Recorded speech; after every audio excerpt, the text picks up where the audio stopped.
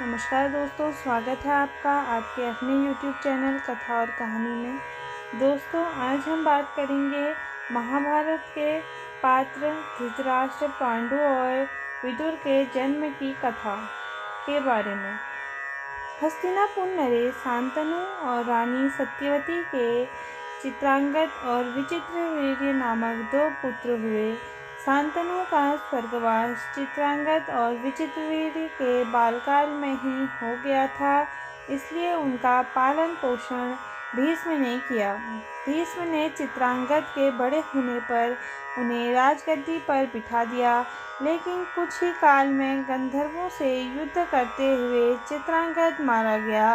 इस पर भीष्म ने उनके अनुज विचित्रवीर्य को राज्य सौंप दिया। अब भीष्म को विचित्रवीर्य के विवाह की चिंता हुई। उन्होंने उन्हीं दिनों काशीराज की 3 कन्याओं अम्बा, अंबिका और अंबालिका का स्वयंवर होने वाला था। उनके स्वयंवर में जाकर अकेले ही भीष्म ने वहां आए समस्त राजाओं को परास्त कर दिया और तीनों कन्याओं का हरण करके हस्तिनापुर ले आए। बड़ी कन्या अम्बा ने भीष्म को बताया कि वह अपने तन मन राज्य साल्व को समर्पित कर चुकी है। उनकी बात सुनकर भीष्म ने उसे साल्व के पास भिजवा दिया और अंबिका और अंबालिका का विवाह विचित्रवीर्य के साथ करवा दिया।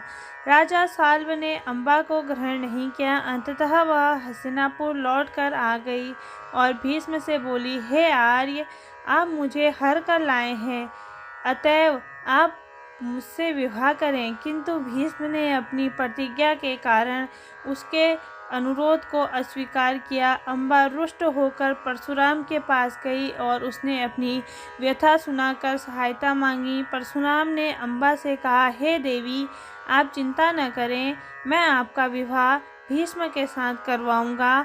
परशुराम ने भीष्म को बुलवा भेजा, किंतु भीष्म उनके पास नहीं गए। इस पर क्रोधित होकर परशुराम भीष्म के पास पहुँचे और दोनों वीरों ने भयानक युद्ध छिड़ गया।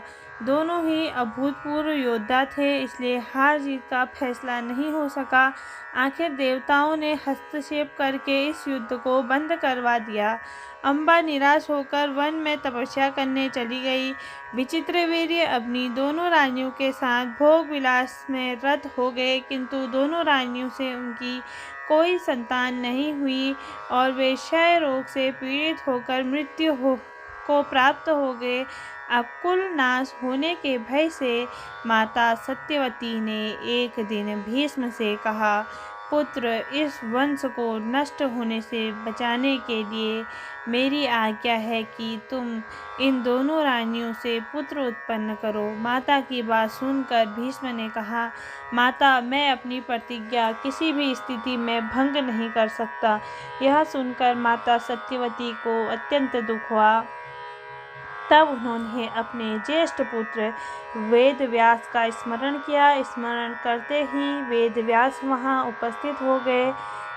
सत्यवती उन्हें देखकर बोली, हे पुत्र, तुम्हारे सभी भाई निसंतान ही स्वर्गवासी हो गए हैं, अतः मेरे वंश को नाश होने से बचाने के लिए मैं तुम्हें आज्ञा देती हूँ कि तुम नियोग विधि से उनकी पत्नियों से संतान उत्पन्न करो। वेदव्यास उनकी आज्ञा मानकर बोले, माता, आप उन दोनों रानियों से कह दीजिए कि वो मेरे सामने से निर्वस्त्र होकर गुजरें, जिससे कि उनके गर्भ धारण होगा।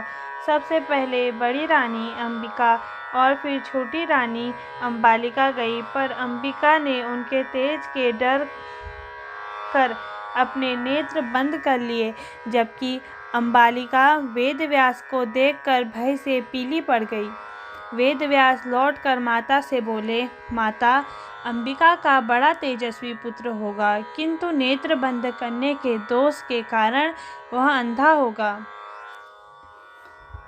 जबकि अंबालिका के गर्भ से पांडु रोग से ग्रसित पुत्र पैदा होगा। यह जानकर इससे माता सत्यवती ने बड़ी रानी अम्बा अंबिका को पुनः वेदव्यास के पास जाने का आदेश दिया। इस बार बड़ी रानी ने स्वयं न जाकर अपनी दासी को वेदव्यास के पास भेज दिया। दासी बिना किसी संकोच के वेदव्यास के सामने से गुजरी। इस बार वेदव्यास ने माता सत्यवती के पास आकर कहा, माते, इस दासी के गर्भ से वेदांत से पारंगत अत्यंत नीतिवान पुत्र उत्पन्न होगा। इतना कहकर वेदव्यास तपस्या करने चले गए। समय आने पर अंबिका के गर्भ से जन्मान धृतराष्ट्र, अंबिका के गर्भ से पांडु रोग से ग्रसित पांडु तथा दासी के गर्भ से धर्मात्मा विदुर का जन्म हुआ। दोस्तों, आपको ये जानकारी कैसी लगी हमें ज़रूर बताइएगा और आगे कौरवों व पांडवों के जन्म की कथा सुनने के लिए हमें फॉलो कीजिएगा। धन्यवाद।